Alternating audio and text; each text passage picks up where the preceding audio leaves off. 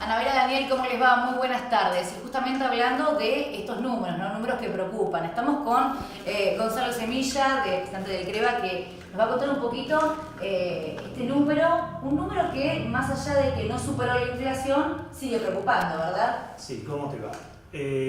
Siempre preocupa porque las cosas siguen subiendo, digamos.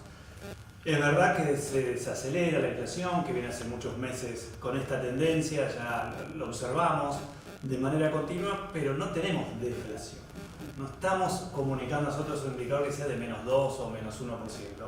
En el caso de la inflación fue 2,4% y en el caso de las canastas básicas, nosotros tenemos canasta básica de consumo y canasta básica total. Siempre mencionamos que una mide indigencia y la otra mide pobreza. En ambas el aumento fue del 1,4%, es decir, es un punto porcentual por debajo del índice general.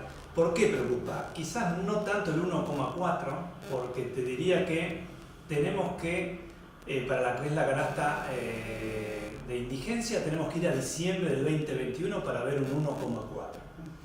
Y la canasta básica total, que es pobreza, que nos dio lo mismo, 1,4%, tenemos que ir casi hasta mitad del 2020 y en ese caso encontramos un aumento del 1,2%. Entonces, eso no tanto preocupa, pero cuando vemos la variación acumulada, que es enero de este año hasta octubre, estamos cerca del 100. Y cuando vamos un poquito más en el tiempo, octubre del año pasado, octubre de este año, estamos en 187, casi 190 en lo que es indigencia y casi 210 lo que es pobreza. Entonces, eso es lo que termina impactando en los bolsillos de los consumidores finales, sobre todo en las familias con mayores inconvenientes respecto a los ingresos mensuales. Hablando de ingresos mensuales, estamos en canasta de indigencia 491.000 pesos, muy cercano a los 500.000 pesos. Y lo que es la otra canasta, 1.140.000 pesos. Claramente, eso se indicó del 1,4. Cuando vemos lo que le tiene que ingresar a una familia, ahí está lo complejo. Hoy no todas las familias están pudiendo tener este ingreso mensual, con lo cual entran en complicaciones. Por un lado, para poder alimentarse bien durante el día y durante el mes, y por otro lado, el no poder cubrir sus necesidades, que no solo básicas, sino las restantes, que pueden ser un transporte, un médico, una canasta estudiantil, utensilios de limpieza para el hogar, etc. Justamente, Semilla, con respecto al tema de los productos que más aumentaron en el mes de octubre, ¿qué se puede decir? Bien, los que más aumentaron tenemos café, cerveza, digamos yerba, que es algo bastante de consumo diario de los argentinos. Estamos hablando más entre el 10% y más. Después tenemos frutas y verduras. Algo a destacar, las frutas aumentaron bastante, por ejemplo, y suelen ser estacionales, pero la mandarina aumentó más del 12%, la naranja cerca del 9%, y lo que es, digamos, cuando nosotros hacemos el promedio del capítulo, frutas aumentaron cercano al 8% en el mes, lo cual cuando hablamos de 1,4, el 8 es mucho. Ahora, las verduras bajaron casi en la misma proporción que lo que subió la fruta. Entre sí se compensan.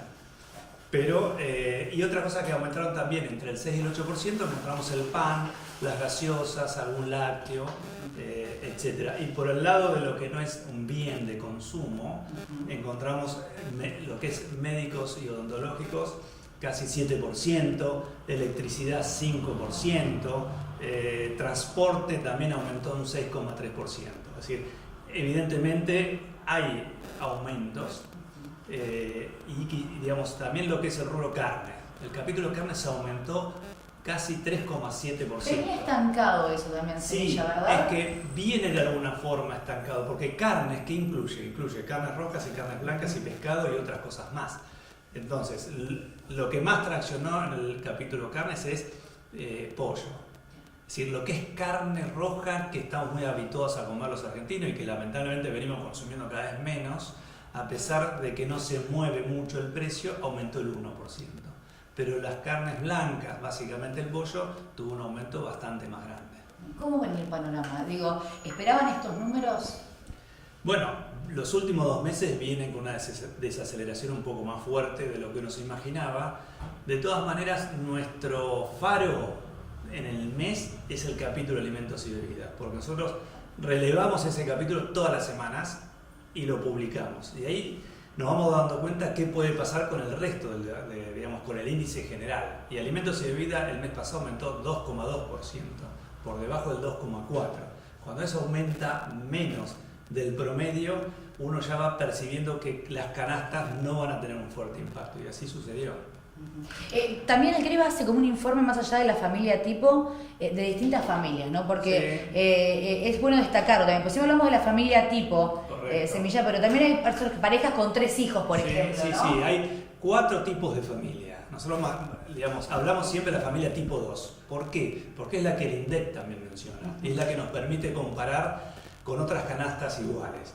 Y es, de alguna manera, o podríamos decir, una familia representativa. Es decir, es verdad que hay una pareja y 3 hijos. En este caso, obviamente, es más caro vivir, porque tienes un hijo más. La familia con tres hijos está en 1.300.000 pesos, contra 1.140.000. Pero después tenés pareja de adultos mayores. Digo, ¿qué tema es, no? Adultos mayores con el tema de el salario, lo que perciben. Sí, ¿verdad? Por supuesto, porque si tienen la mínima, fíjate que la mínima hoy debe estar en 280, 290.000 pesos aproximadamente, y están teniendo un bono de 70.000 pesos los últimos meses. Hará máximo 320, 330, 340.000 pesos. Bueno, para no ser pobre necesita 520.000. Y para no ser indigente, 225.000 aproximadamente. Y después tenemos una pareja de jóvenes. Son jóvenes que conviven y no tienen hijos. En este caso, obviamente, baja los requerimientos de ingresos mensuales. Para no ser pobres, casi 660.000 pesos. Muchísimas gracias. No, por favor. Hasta aquí la palabra de Gonzalo Semilla dando un panorama de lo que son los números que ustedes reflejaban recién en una placa, números que justamente él destacaba, abriendo un poco el panorama y destacando que más allá de estos porcentajes, el tema es que el salario justamente no alcanza.